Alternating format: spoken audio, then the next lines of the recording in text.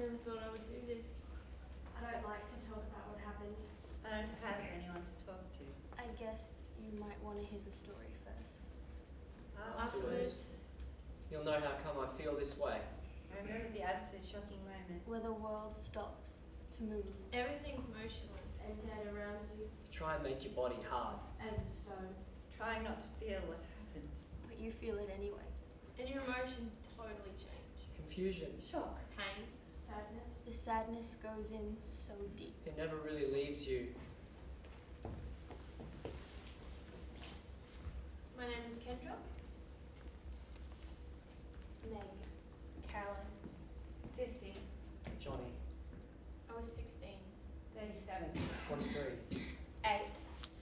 14. It was late in January. And I'd convinced my mum to let me go out with my friend, her boyfriend, and another guy. We promised my mum we'd be at my friend's house the whole night. But after I called my mum from her house, We took off to the other guy's house. when we got there, we started drinking and smoking weed. By 1 that morning. I was gone. My friend told me that this guy was into me. And he was 18. Me being 14, I thought that was so cool. My friend and her boyfriend went in the other room to get some sleep, leaving me in this Unfamiliar guy. alone. I was laying on his couch, so he gave me a pillow and a blanket. I was on the verge of passing out.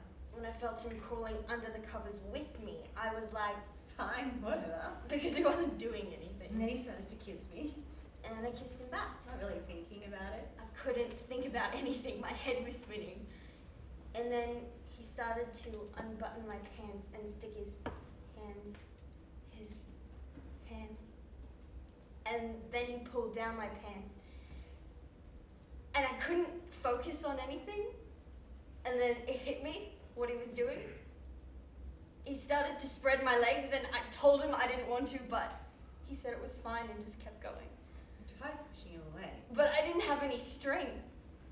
And then he pushed himself inside me so hard that I wanted to cry. It hurt so bad. I tried telling him stop. I'm pushing him away. But that didn't work. He had me pinned on the couch underneath him. I was crying for him to stop the whole time, but he didn't. Afterwards, He got up and went to the bathroom. And when he came back, he just looks at me and goes, I'm sorry. then I passed out. And when I woke up, he was just laying there, looking at me like nothing had happened. So I got up and went to the bathroom. I was bleeding bad and it hurt to pee. Later, he drove me and my friend home. And as we got out of the truck, he goes, You know you wanted it. I later found out that he told my friend's boyfriend that. Yeah, she started it. Asked for it. My grades started falling and I started cutting worse. Finally, I lost it. I tried killing myself.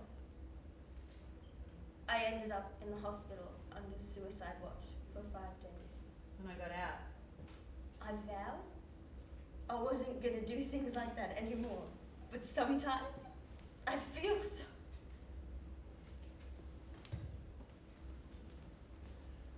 I was raped by a stranger late at night. I have little recollection of the actual rape, but it was confirmed during an exam at a local hospital.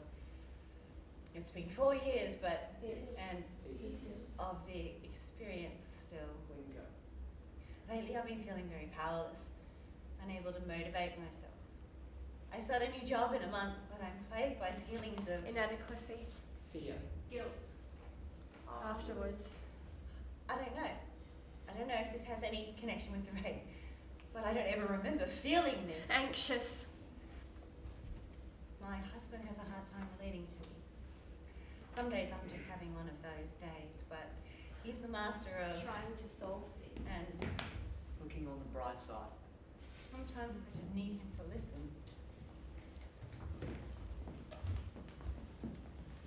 I'm not really sure how I should start. It's taken me a long time to because I believe I will help someone who's gone through things similar to me. No, that's not their fault. So here goes. I recently graduated from a small private Baptist college. I'd rather not say. I was raped several years ago while at school. I was on a group blind date, which is called Roulette. Everyone was in the basement of my dorm, Just talking. And listening to music. and I wasn't feeling well, so I decided to excuse myself from my date, and I went up to my room. And after just a few minutes, I opened the door, and it was my date. Are you okay? I told him I'd be fine. It was awkward because I didn't really know him. Anyways, he asked, Can I sit on the couch? I've got something I want to talk about. okay. We both sat down, and then he told me, You're really pretty. thanks. You know what? What? God wants us to be together. I told him he was nice and everything, but I wasn't really looking for a boyfriend, and the date, it was just more for fun and to meet new people. But this made him mad. Slut? I told him to leave. Then he kissed me and shoved his hands in between my legs. And I tried to yell, but he was kissing me so hard that I couldn't. And I tried to fight him, but it happened so quick, and my struggles didn't really help. Afterwards, He said, I'll call you. and then he just got up and left. And I just sat there on the couch. I couldn't even cry. I don't know what to do. I was a virgin. I'd never really done anything more than kiss a guy before. I wanted to wait for my husband. And I didn't tell anyone about what happened. I knew of other girls who had been raped, and the school did nothing. They blamed the girls for leading the boys on. And then for years, I would have to see that guy all the time. I'm so glad that I'm graduated and I'm free of him. But I'm never gonna be free of that nut.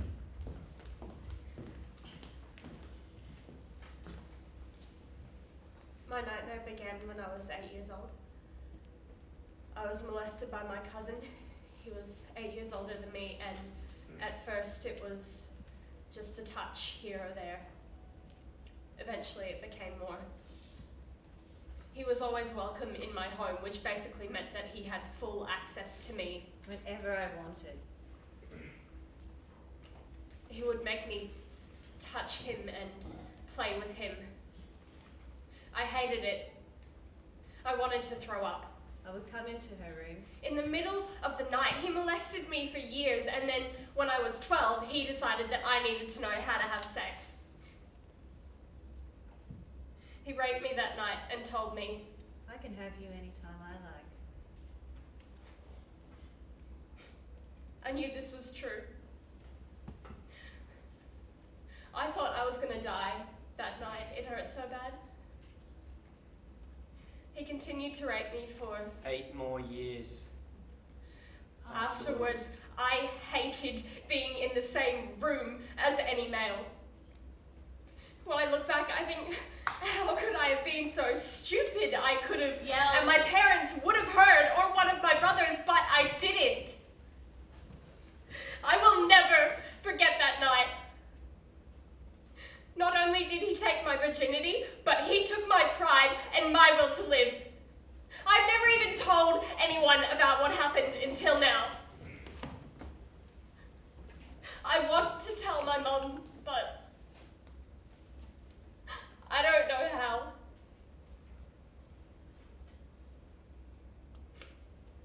Don't you want to tell your story? It's okay.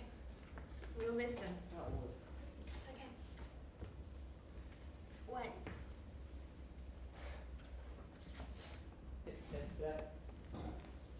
It gets easier. I told my story. To tell everybody with a story like mine that there is hope. And people really do love you. Don't ever believe that what happened to you was your fault. Because believe it or not, It It wasn't. my life now is Positive, because I never let them kill my soul. never. Ever.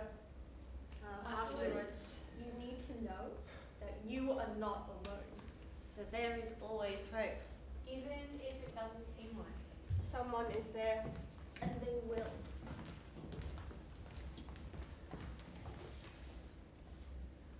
We will. Listen,